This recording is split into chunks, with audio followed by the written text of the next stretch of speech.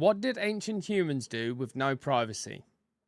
If you know what I mean. You're in your bedroom right now, door closed, lights off. Maybe your partner is next to you. Maybe you're alone. Either way, nobody can see you. Nobody can hear you. You are completely, totally I think about 30 people can see me right now, actually. Sorry, Chief. invisible to the world. You have never once thought of that as an invention.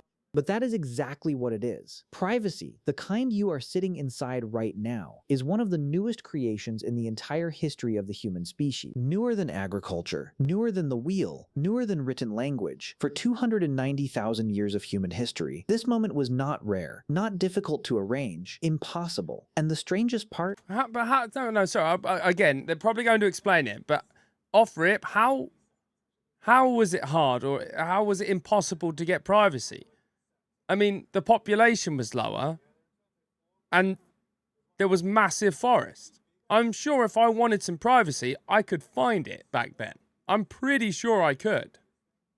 The people who lived every single day without it were not suffering from the absence. We are the ones suffering. So here is the question. What did ancient humans actually do with zero privacy? For daily life, for sleep, for everything that makes us human? The answer is stranger, more sophisticated, and more relevant to your life right now than you are expecting. Okay, For the hit me first with it. 290,000 years of human existence, the entire radius of your life was roughly 50 feet. That is not a metaphor. In 1992, anthropologist Robin Dunbar at Oxford University published research synthesizing decades of field observations across forager societies on every Well, they just didn't move?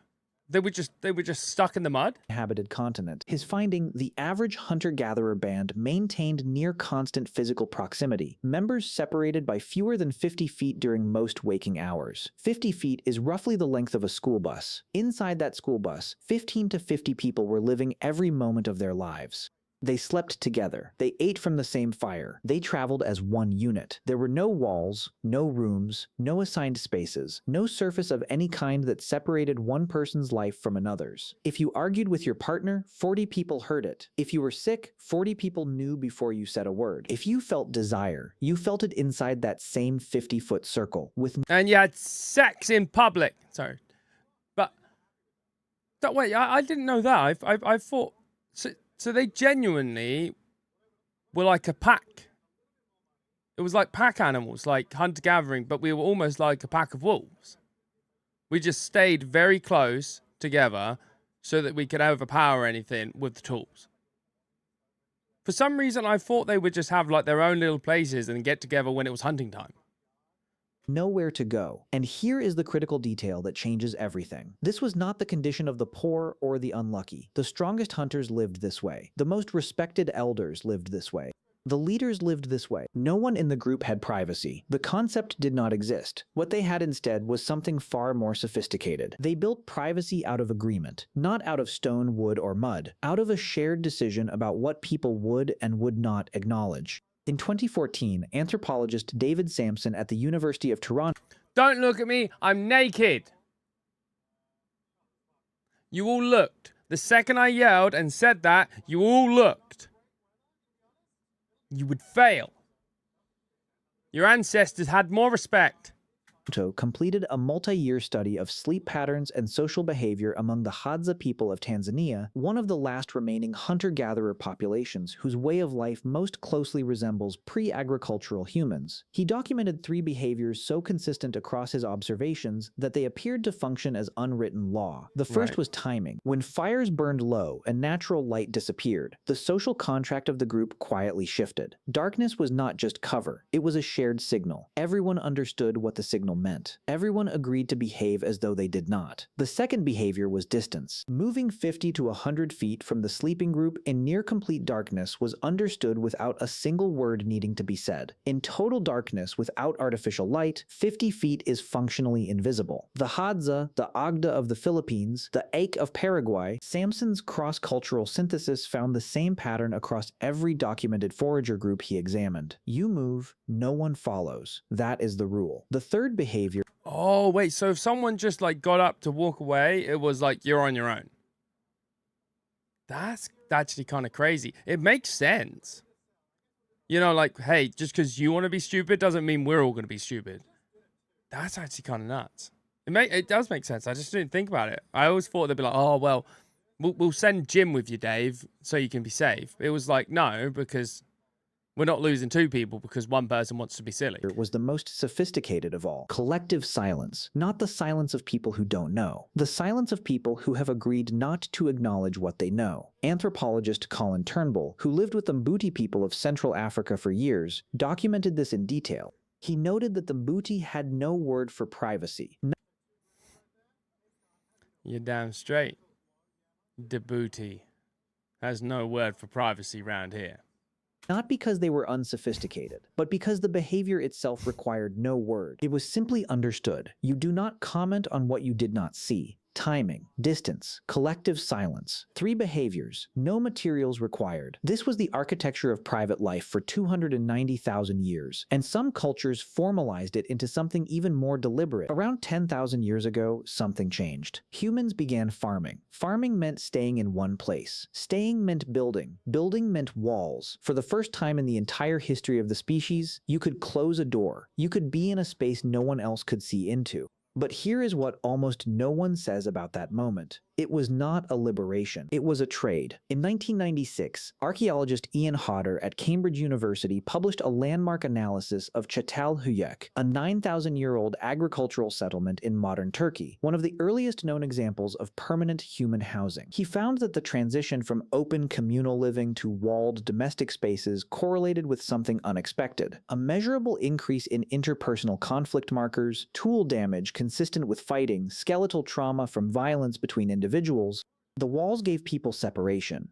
Well, that would make sense. I mean, like, if you were raised constantly around people, as much as that sounds like living hell nowadays, I mean, you'd get used to it, right? That would be everything you ever knew. You mean, sure, you might have had like a frustration, but you didn't know an alternative. So you would get used to the minor annoyances. Now, you know, where you can choose to not be around someone, when someone's really annoying and consistently annoying, it just invokes rage. Because you're like, well, if you're consistently annoying, yeah, I can escape from you. It means you're going out of your way to annoy me.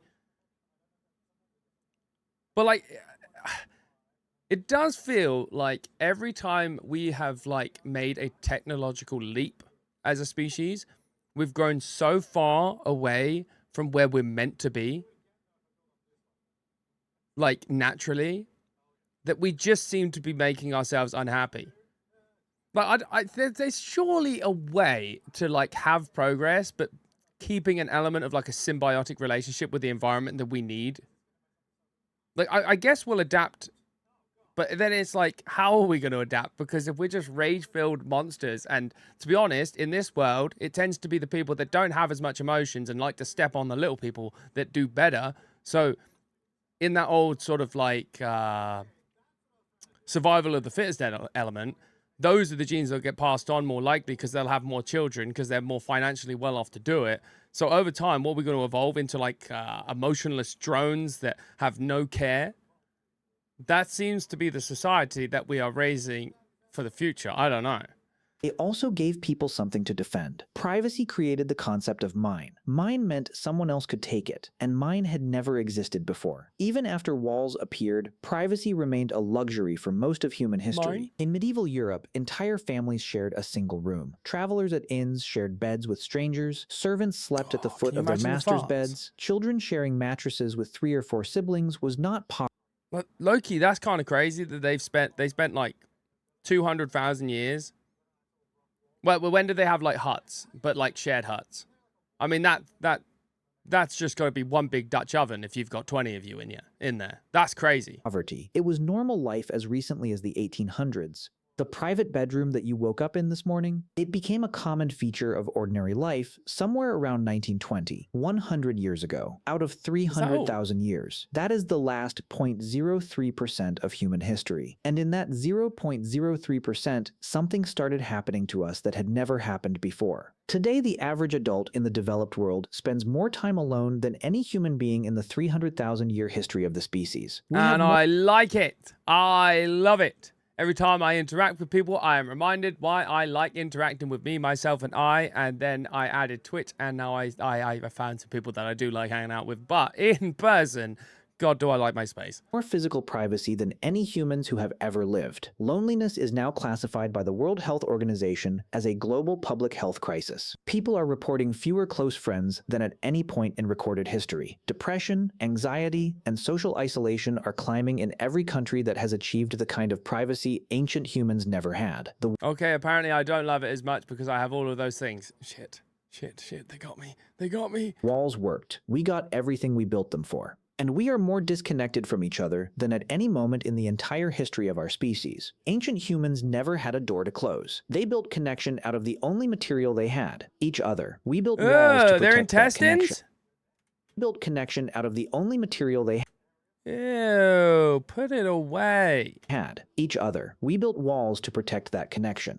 And somewhere along the way, we forgot what we were protecting. The Mbuti had no word for privacy because privacy was not something they needed to name. What they needed to name were their relationships. Every person in the group, every role, every bond. Those were the words their language had hundreds of. We have 100 Satanists. words for role, every bond. Those were the words Intestine Satan their worshippers. language had hundreds of. We have 100 words for types of rooms. We struggle to name what we feel when we are in them alone. For 290,000 years, humans were never alone. They found ways to be private without ever being isolated. They built intimacy not by separating from the group, but by trusting it. Then we built walls, and we have been trying to find each other through them ever since. I'm going to keep it a stack. For 290,000 years, they didn't have to deal with the people that we have today. Actually, I think if you gave them some of the people that we had today, I think they would discover the wall at a drastically different rate. I think they will soon find that a wall is absolutely necessary. Put me behind one, please. Yeah, fortify them. Build it to the moon. Gonna build a wall.